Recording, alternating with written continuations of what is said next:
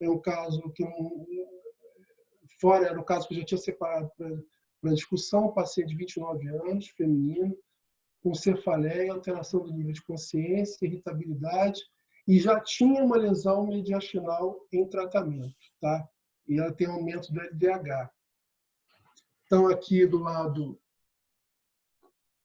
esquerdo, eu tenho... Estou testando o negócio aqui. Eu tenho uma lesão heterogênea, né? Perdão, do lado direito, uma lesão heterogênea, de limites muito imprecisos, né? Ela tem uma parte mais mesial, né? Mais próxima aqui do ventrículo, que tem o sinal um pouco mais baixo no flare, e tem essa área mais lateral aqui, que tem o sinal mais elevado, que lembra o aspecto de edema, né? Ele vem acompanhando aqui até o plano da convexidade, pega as fibras em U, então essa área aqui parece mais um edema, e essa parte mais central aqui parece ter uma densidade celular maior, né? Aqui a gente tem um corte um pouquinho mais alto, o mesmo aspecto, área de maior densidade aqui mais central, periventricular, né? E quando a gente submete o estudo de fusão, aqui eu botei à esquerda o DWI, né? O B alto, a gente usa um B1000, esse aparelho de um meio terno, e aqui eu tenho o mapa de ADC aqui do lado direito, né? Então, repare que a lesão tem, naquela área mais densa, um aspecto, parece um bico de papagaio aqui, né? Com sinal de difusão bem restrita, né? Até próximo aqui à margem do ventrículo. Aqui, de novo, difusão restrita, né? Confirmado aqui no mapa de ADC. Então, essa área aqui, mais com características de edema vasogênico, né? Aqui em volta, e essa área aqui, uma lesão de alta celularidade. No T2 coronal, ficou bem caracterizado para a gente a diferença das lesões, né? Aqui aquela área mais sólida, que é aquela área de maior densidade celular, provavelmente maior relação núcleo-citoplasmática, e aqui uma zona de edema vasogênico, que se estende tanto ao lobo frontal quanto aqui ao lobo temporal, né? Comprime aqui o prolongamento temporal do ventrículo, né? Comprime para o campo. Aqui o SWI, aqui eu já tenho uma imagem de volume, na verdade é um SWAN, tá? Vaso, e aqui uns foquinhos, tá vendo? Pequenininhos de permeio à lesão, que a gente vê, na verdade, que tem vasos aqui no meio também, né? Tem uma vascularização um pouco aumentada. No T2, reforçando a maior densidade.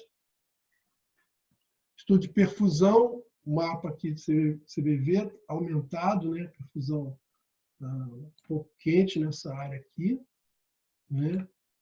E o resto a gente não vê uma diferença tão significativa, talvez um pouco mais fria aqui, em função do edema, mas não é tão expressiva, mas na lesão, perfusão quente. E, após o contraste, uma impregnação intensa, ela não chega a ser totalmente homogênea, mas ela é difusa, né? Diferente do padrão de uma impregnação de um tumor infiltrativo glial, né? Isso aqui é uma impregnação mais circunscrita, mais compacta, né? Isso aqui lembra aquele aspecto que o pessoal descreve na literatura em tosquia de carneiro, né? Tosquia de lã, né? Mais agrupada, né? Isso tudo eu já estou dando ideia que esse paciente deva ter um linfoma, né? Aí realmente era um linfoma, mas o interessante desse caso é o seguinte: esse é um linfoma secundário do sistema nervoso central. Esse paciente já tinha uma lesão mediastinal primária, né? Já tinha até feito tratamento, e ele apresentou secundariamente o linfoma do sistema nervoso central, né? Essa não é a apresentação mais usual do linfoma secundário. O linfoma secundário costuma ter muito mais apresentação leptomeníngea. Tá? Em 2/3 dos casos, a apresentação leptomeníngea ela é mais difusa, né? E no restante, 1/3 dos casos, é que ele vai ter uma apresentação semelhante ao linfoma primário. Se eu não falasse nada que esse paciente tinha já o linfoma em tratamento mediastinal, essa lesão poderia perfeitamente ser considerada um possível linfoma primário do sistema nervoso central. Mas aí depender da história clínica dele, de quadro de imunodepressão, etc. Esse caso aqui é da literatura, né? Um outro caso de linfoma secundário. Esse linfoma tem um comprometimento periventricular, ele é ependimário, né? Ele vai acompanhando a margem do ventrículo, mas sempre com essa impregnação mais compacta, né? mais difusa da lesão. Repara no T2 o sinal mais baixo das áreas de lesão, né? E aqui, ó, aquele aspecto de disseminação periventricular também, que pode ser visto nesses linfomas. Né? Olha o sinal muito semelhante ao sinal do caso que a gente viu há pouco, né? Sinal mais baixo da lesão, a lesão mais circunscrita, e aqui de novo envolvido por um halo, né, de edema vasogênico extenso. Né? Esse caso aqui, esse caso é interessante, é um paciente de 64 anos, sexo feminino, tinha começado um quadro de parestesias à esquerda e dormência perioral e também na boca. E paresias em todo o dimídio esquerdo, 64 anos, sexo feminino. Né? Então, tem aqui as imagens T2, T1, sem contraste. Aqui eu tenho a difusão, o DWI, aqui embaixo o mapa de ADC, aqui um flare, tá? E aqui eu tenho um gradiente eco T2, tá? Esse aqui foi feito na máquina, é uma máquina da Philips, que a gente tem, que era um pouco antiga, a gente até nem está mais com ela. Então a gente não tinha à disposição os recursos das sequências de suscetibilidade magnética, no caso seria o SWAN, né, na Philips. Mas aqui eu só tenho o gradiente eco T2. Então a lesão tem sinal espontaneamente muito elevado no T1, né? E o comportamento nela na difusão, ela mantém o sinal alto e fica baixo aqui no mapa. Né? Então, isso aqui provavelmente tem um componente hemorrágico associado. Repara que tem até um halozinho de baixo sinal, né? Como se fosse um halo de ferritina, hemocisterina. Essa lesão a gente teve uma certa dificuldade na interpretação dela, porque ela não era tão homogênea quanto essa margem dela. Aqui a gente vê um componente bem mais heterogêneo, inclusive no T1, né? Tem a área de hemorragia e tem mais outras loculações hemorrágicas, a gente vê aqui na difusão também. Né? E aqui no gradiente eco fica bem nítido, né? A caracterização da hemorragia intralesional. Né? E a lesão tem uma área de contato muito extensa aqui com a foice interhemisférica.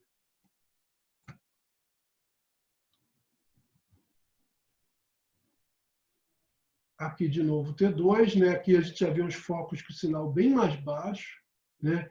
E a gente vê que algumas dessas áreas têm também no gradiente eco uma correspondência de muito baixo sinal, né? Deve ser uma hemorragia mais antiga no meio da lesão. Então a lesão tem área de hemorragia mais recente, metahemoglobina provavelmente, e tem áreas de hemorragia mais antiga. E tem uma grande extensão que é mais homogênea aqui no sinal, está vendo? Mais homogêneo, bem colado aqui a foice interhemisférica.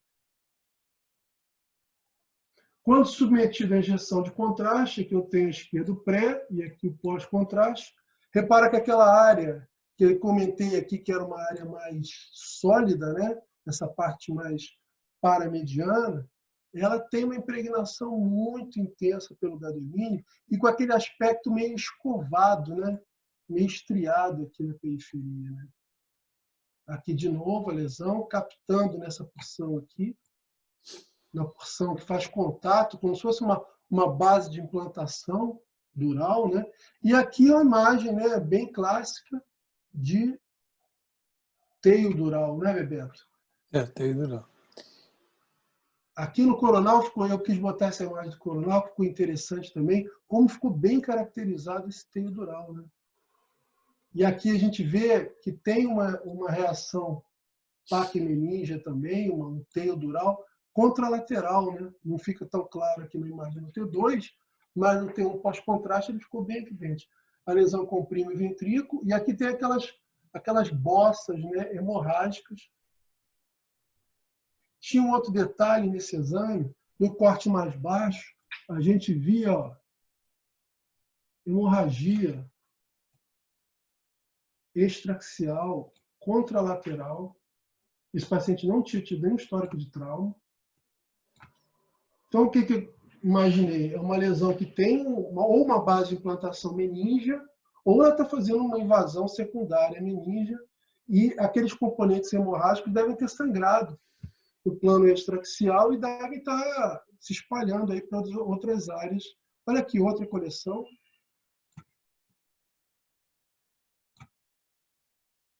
E aqui a lesão mostrando T1 pré-contraste. Aqui a hemorragiazinha aqui atrás, tá vendo? E aqui eu tenho o gradiente eco mostrando o grande componente hemorrágico e aqui formando aquele teiozinho. Né? Essa lesão foi ressecada e a cirurgia foi um sucesso. Olha aqui. Eu vejo aqui no flare, toda a lesão foi ressecada, não ficou nada, tá vendo? Aqui a gente vê que tem só alteração pós-cirúrgica e ficou aquele teio dural e aqui, na subjacente à craniotomia, aquele espessamento paquimeníngeo que é usual. Né? Aqui o aspecto pós-operatório muito bom. E aí? A ressecção foi tranquila, né? A gente viu que não houve lesão importante no parênquima, o que sugere que fosse realmente uma lesão extraaxial. A gente suspeitou de meningioma, mas uma apresentação de meningioma com componente hemorrágico, né? E foi confirmado meningioma, tá? Meningioma com componente melanocítico também associado, e algumas boceladuras, né? Algumas bossas hemorrágicas. Eu não estou com o histopatológico dele, não estou localizando, mas era um meningioma com componente melanocítico, né? Bebeto mostrou um caso no outro dia que era um chivanoma, né? Com melanocítico, não foi, Bebeto? Foi, chivanoma melanocítico. Então, o melanoma também, os meningiomas também podem ter uma apresentação associada com hemorragia também. A gente pode ter meningioma com gordura associada, né? Aqueles lipoídicos também. Então, já pegamos alguns casinhos. Esse caso aqui é um paciente de 7 anos de idade, perdão, caso do paciente de 30 anos de idade, sexo feminino, ela teve um quadro viral arrastado. Evoluiu com dores articulares, rasgo cutâneo e plaquetopenia. Eu não tinha informação, quando eu fui ver o exame, do quanto ela tinha de plaqueta, mas ela me informaram que ela tinha uma plaquetopenia importante. Teve uma perda visual súbita à esquerda e o oftalmo pediu parecer a reumato e uma ressonância de órbitas. Bem, demorou para fazer.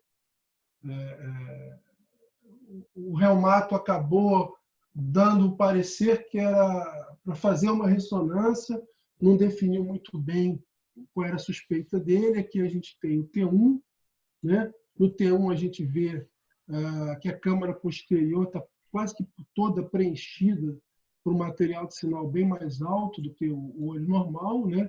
Esse lado aqui, esse paciente tinha perdido a visão, e foi uma perda súbita.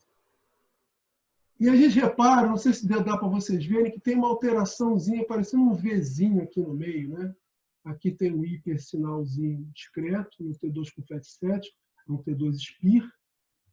A difusão de órbita é complicado, né? O mesmo problema da sequência de suscetibilidade magnética, presença de ar, osso, gordura ali em volta vai distorcer o campo, mas a gente vê que, francamente, a difusão está restrita. Aqui no mapa você vê que esse sinal está baixo, né?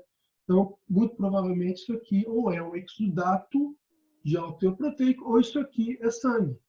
Com essa evolução clínica de plaquetopenia importante, e aqui mais um dado importante, pré-contraste, pós-contraste.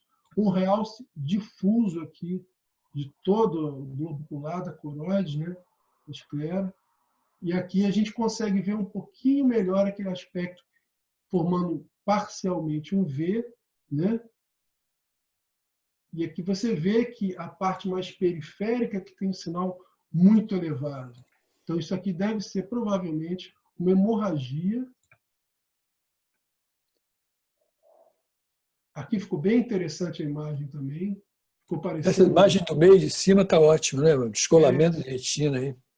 Agora, aí é que está. Essa imagem aqui, eu olhei e falei, isso aqui pode ser retina, que parece que está caminhando em direção ao disco óptico, né? Parece que está convergindo um pouquinho ao disco óptico. Mas o que a gente vê aqui na frente, compare aqui a difusão, ele ultrapassa o plano da inserção da musculatura ciliar, né? O descolamento de retina ele tem que parar aqui no máximo, não poderia ter isso aqui, né? Então, isso aqui, e bate com essa captação de contraste difusa também. Olha aqui o aspecto no coronal, como é que ajudou também. Tá vendo? Se parece que tem 2 discos aqui laterais, né? Então, está aqui um diferencial. Isso foi um descolamento de coroide agudo por paciente que estava com dengue. Ela fez uma plaquetopenia tão significativa que ela fez uma hemorragia espontânea. Tá? Então, eu sugeri esse diagnóstico, aí ela foi confirmado dengue e agora demoraram muito. Eu não sei se ela chegou a recuperar, não tenho controle evolutivo dela. Aqui eu achei interessante para mostrar esse esquema aqui. Eu tenho aqui do lado esquerdo o desenho aqui da anatomia. A gente vê aqui no plano do humor vítreo, superficialmente, ele eu tenho a retina, está aqui em amarelo. Abaixo dela, aqui em rosa, eu vou ter a coroide e, por último, eu tenho a esclera, né? Aqui tem um esqueminha muito interessante, esqueminha aqui da Radiopedia, que ele mostra o seguinte: o descolamento de retina, que é o que está aqui em cima, ele tende a fechar no plano do disco óptico, tá? Enquanto que o descolamento da coroide, ele tende a ter esse aspecto aqui em lente, aqui no caso, bicôncava, né, que ele formou, ou lentes biconvexas laterais, né? Eu tenho uma aqui e a outra aqui, tá? E ele vai ser limitado, e ele não vai se limitar pelo plano de inserção da musculatura ciliar, tá? Enquanto que o da coroide ele vai avançar, ele vai ultrapassar, ele vai vir para cá. E a tendência da hemorragia de coroide é não ficar concentrada, é não convergir no plano do disco óptico, e sim ela se afastar dele, tá? Então, essa aqui é uma imagem de descolamento da retina, tá? A gente vê o desenho convergindo ao nervo óptico, tá? Ela é limitada anteriormente pela hora serrata, que é onde você tem a inserção da musculatura ciliar, né? E posteriormente ela vai convergir o disco óptico. E aqui eu tenho o desenho de descolamento da coroide, né? Posteriormente ela vai se afastar, tá? E repara que na frente, aqui é a musculatura ciliar, como é que ela vem até aqui. Você vê que ela ultrapassou bastante, né? Ela foi além. Então isso aqui é uma dica para você poder diferenciar um do outro. Aqui são casos de literatura de descolamento de coroide também, tá vendo? Aquele aspecto de 2 discos biconvexos, né? Aqui de novo. E repara que posteriormente ela não está convergindo ao nervo óptico. A gente tem agora, deixa eu ver, 1 hora de sessão, quase 1. Eu tenho caso para um dia, se quiser. Como é que vocês estão? Não, se quiser continuar, depois Por a gente... então vamos ver esse caso aqui, que esse caso é sensacional, um caso grande. Se vocês quiserem, a gente dá uma interrompida depois dele. Essa paciente eu atendi em fevereiro desse ano, tá? Ela tem 63 anos, sexo feminino, e estava acompanhando da filha. Ela estava com cefaleia, estava tendo crise convulsiva, estava tendo um quadro de mal-estar muito grande, tá? Na hora que ela estava fazendo o exame. E a filha não deixou injetar contraste porque disse que ela já tinha tido uma reação anafilática há anos e anos atrás, quando fez a primeira ressonância. Então, por que ela vem fazendo ressonância? Resumo da história dela, do que eu consegui da filha. Em 91, isso aqui é 2020, tá? Ou seja, ela tem isso aqui quase 30 anos já. Diagnosticou um tumor cerebral benigno, segundo informação das filhas. Em 2012, ou seja, 21 anos depois, ela começou a fazer crises convulsivas, fez exame de imagem, foi aí que ela teve a tal crise, estava lá, e anafilática, e na época ela já começou um tratamento com radioterapia. Em 2016, ela apresentou piora das crises convulsivas e começou a apresentar também um quadro de déficit motor. Foi feita uma cirurgia no Rio e viram que o tumor que era SIC benigno, teria malignizado. E a partir disso, depois dessa cirurgia, onde foi feita biópsia e retirada de parte da lesão, foi feito rádio e quimioterapia. Tá? Agora, em fevereiro de 2020, que é o primeiro exame que eu vou mostrar, qual foi o motivo desse exame? Ela estava tendo cefaleia um mês antes, e 3 dias antes do exame ela teve torpor, teve um quadro que foi interrogado como AVE e desorientação. Tá? Então, esse aqui é o primeiro exame. Eu atendi ela, era o último exame, eu em Volta Redonda para voltar para o Rio, já é de noite. Aí chega, eu não posso nem injetar contraste. Então, esse aqui é um corte mais baixo, eu já começo a ver um pouquinho de edema aqui na região do giro reto, aqui no flare. Eu tenho flare, difusão, TWI, aqui embaixo o mapa, ok? T1, sem contraste, eu não pude injetar. Aqui embaixo eu tenho o SWI, ok? E aqui eu tenho o T2, essa é a máquina da Siemens. Tá? Subindo, o que aparece para mim? Uma lesão cística, volumosa, comprimindo o ventrículo, parece que tem um nívelzinho aqui, né? No T1, vários foquinhos de sinal elevado. A correspondência no DWI parece que tem um brilhozinho leve, né? Aqui o nível está bem típico no T2. E no SWI, o que a gente vê? Uma área cística e hemorragia, aqui importante, na periferia. E vê até um pouquinho de foco de hemorragia aqui adjacente. Corte um pouco mais alto, o nível líquido está bem evidenciado agora, está bem caracterizado. Aqui o depósito aqui e o depósito aqui no SWI. Né? Um pouquinho de hemorragia subaracnoideia. A lesão comprime muito o ventrículo, apaga aqui os sucos corticais. E esse é um corte já bem mais alto. Aqui eu já tenho um aspecto um pouquinho diferente da lesão. Aqui embaixo ela era muito cística, e aqui eu tenho uma área de aspecto multicístico, são vários cistinhos, tá vendo? Cada um deles com um nívelzinho. E eu tenho uma área que é diferente aqui no meio, ela parece até que passa para o hemisfério contralateral, passa aqui para o lado direito, tá vendo? Quando eu olho na difusão, a difusão está restrita aqui.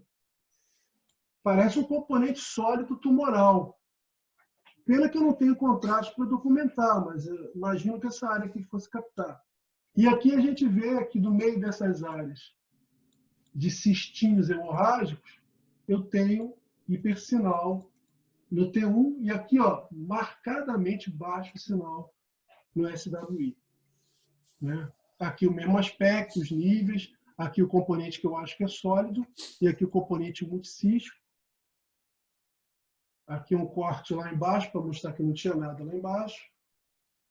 E aqui é o T1, com o FAT7, que aqui documenta bem essas áreas de hemorragia na interface da parte baixa do cisto em relação à margem do ventrículo. Nem precisava, porque o gradiente eco está aqui para mostrar.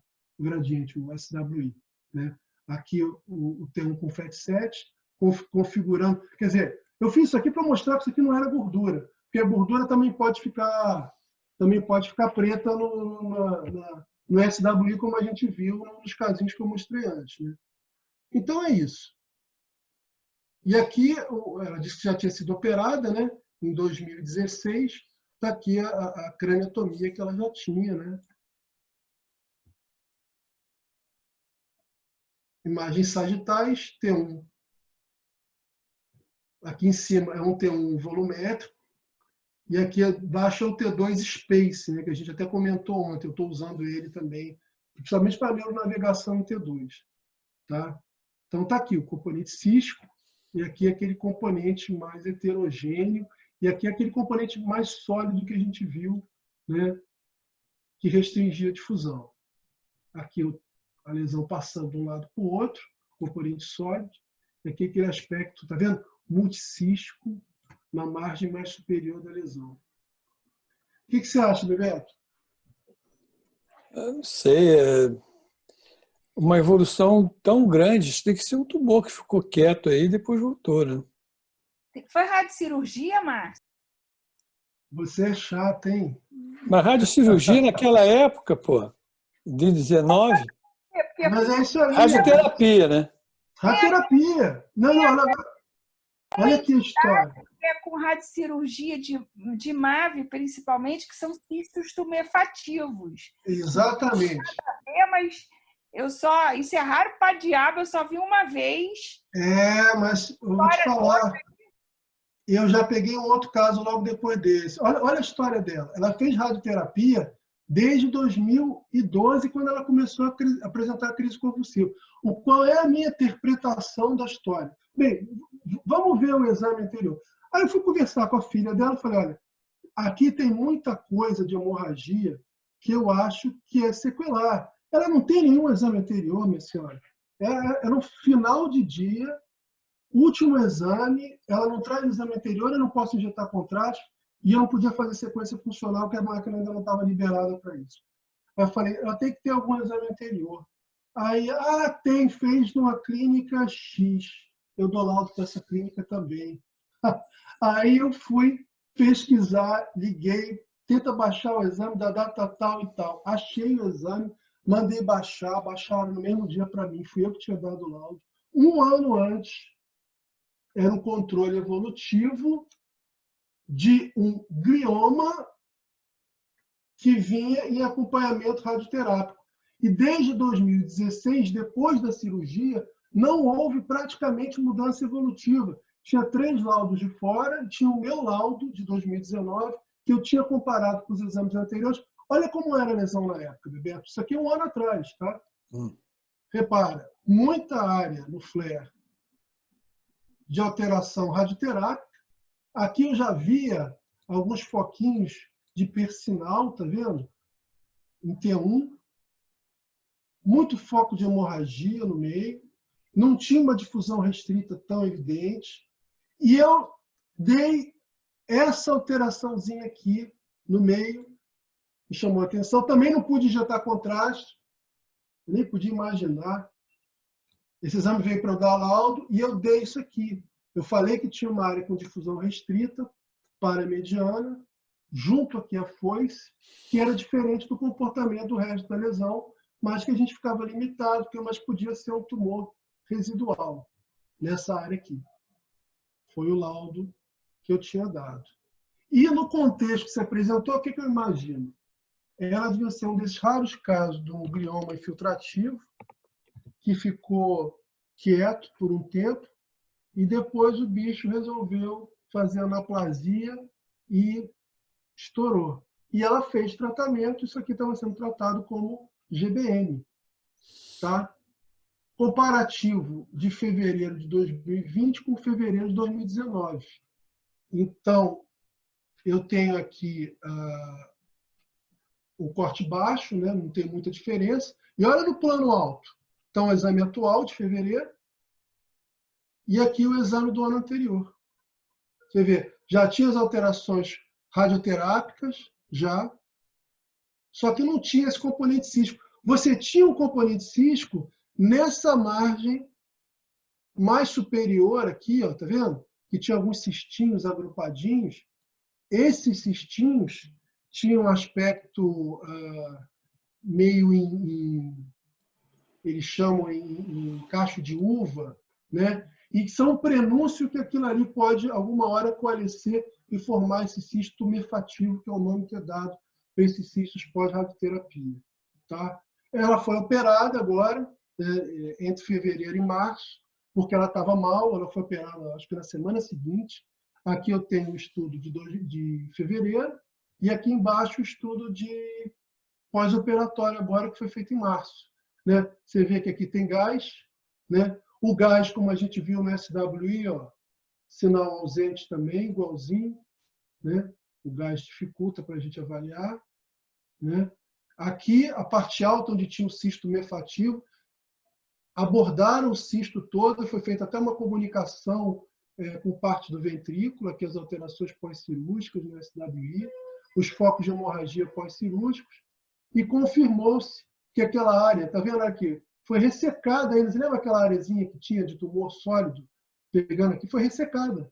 Eles conseguiram, além de reduzir o efeito de massa da lesão, reduzir também significativamente essa área de tumoração. Isso aqui é o controle pós-operatório agora, pré e pós-contraste, um realce de toda a loja cirúrgica, né? Aqui tem gás, tá vendo? Tem um nível aqui, ar líquido, aqui uma areazinha que ainda capta um pouco de contraste aqui na porção média, tá vendo? Que eu não sei se é alteração pós-cirúrgica ou se ainda tem um restinho tumoral, pode ser que tenha, né? Então seria isso aqui, alterações císticas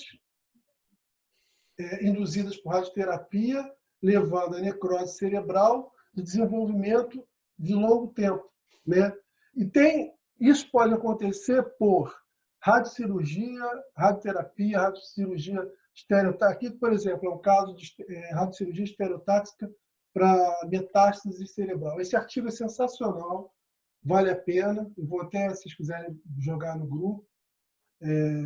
Necrose radioativa no cérebro, achados de imagem diferencial com recorrência tumoral. Esse artigo é muito bom e ele mostra várias situações pelo tumor de nasofaringe com extensão da máscara da radioterapia para o plano intracraniano e as alterações radioterápicas, parenquimatose, e aqui a formação do cisto tardiamente, né?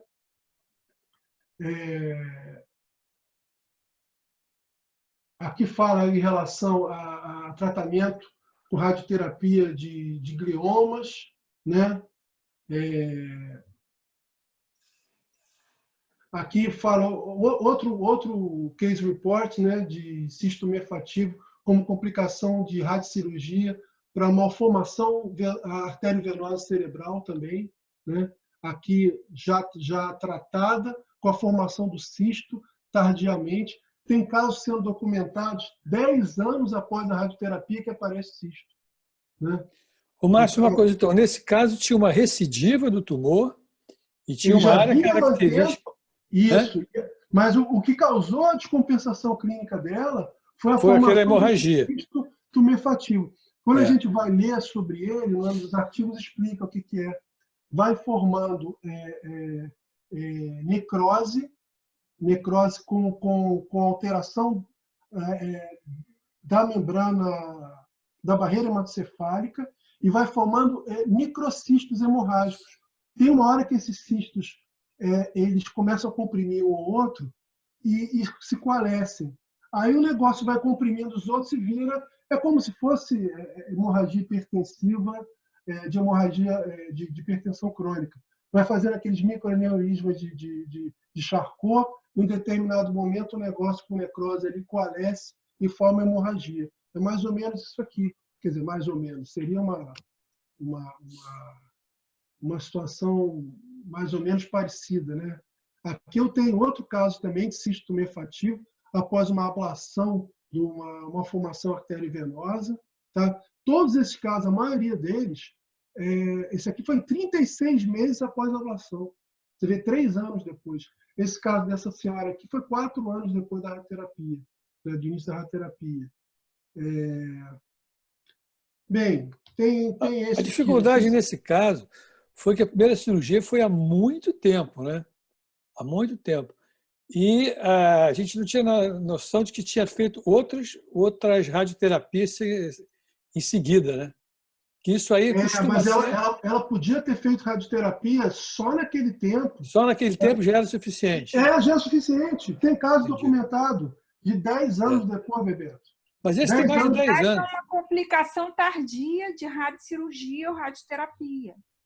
São cistomefativos de aparecimento tardio.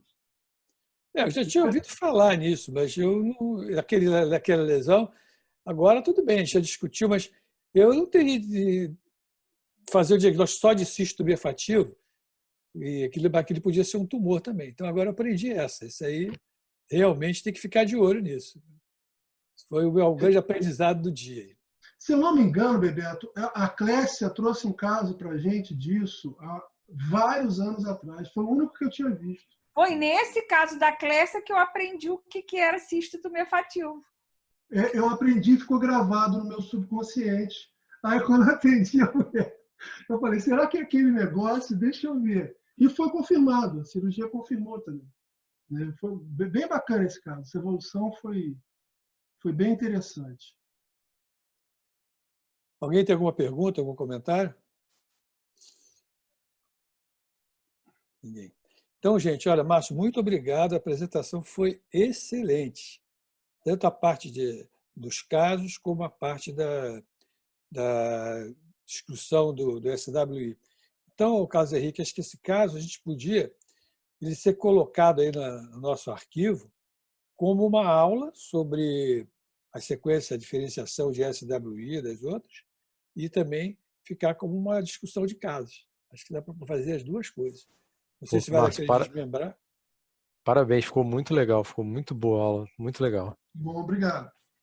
Eu vou tentar dar uma trabalhada. Foi de ontem para hoje esse material aqui de SW. Na verdade, eu já